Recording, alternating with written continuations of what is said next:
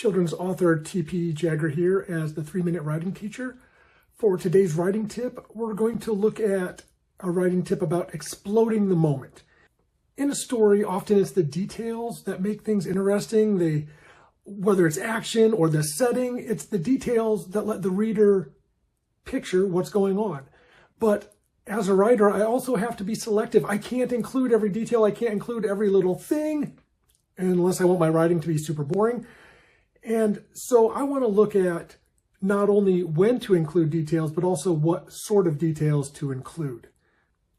Think of exploding the moment as like the bookish equivalent of a movie using slow motion or zoom in shots. And when do they use those? It's when something important is going to happen. They zoom in or they use slow motion when they want to increase the tension or play up the emotion of a scene. Think of the final seconds ticking away in a basketball championship game to set the tension in the scene. Maybe the camera zooms in on the scoreboard as the final seconds tick away. Then as the final shot's released and heads toward the hoop, the action plays out in slow motion. The emotion and tension building as the ball follows its drawn-out journey toward the hoop. I'm going to use an excerpt from chapter 20 of Hide and Geek, The Treasure Test, just to give an example of how I exploded a moment. And in this scene, the geeks were on an out-of-control train ride. Jump! Elena flung off her seatbelt, dove from the train, and tumbled head over heels. As I unbuckled my own seatbelt, I heard a thump behind me. Kevin must have ejected too. Finley sat frozen, his eyes wide. In front of us, Edgar struggled, his knees folded too tightly to his chin. 40 feet until impact. 30. Edgar's body uncurled like a jack-in-the-box. For Ollie! He took flight. 20 feet. I unsnapped Finley's seatbelt. 10. Together, I said, grabbing his hand. 5. Now! Crunch! Finley and I leapt from the train car, hand in hand, right as the train hit the end of its run. Our hands tore apart as we struck the ground. I somersaulted, tumbling, flipping. I heard the screech of crumpling metal, the shriek and judder of train cars leaping from their tracks.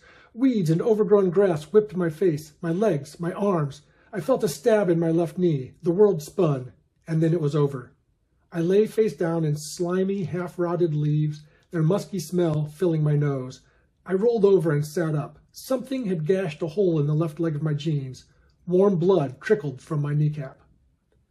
So in this example, I used 4 of the 5 senses to explode the moment. For the sense of sight, Elena's tumbling head over heels. Finley is frozen and wide-eyed. Edgar has his knees folded to his chin. For sounds, there's the crunch.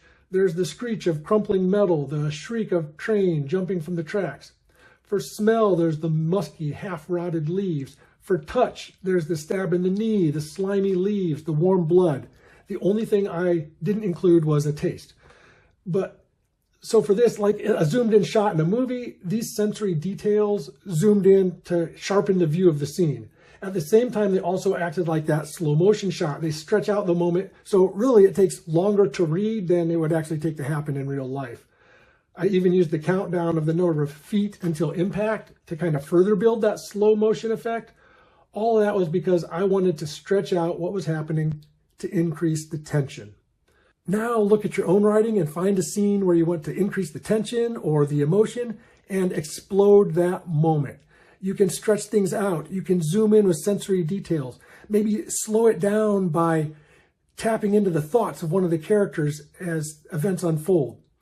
And as you do it, just enjoy that challenge of opening up a scene for your reader. Happy writing.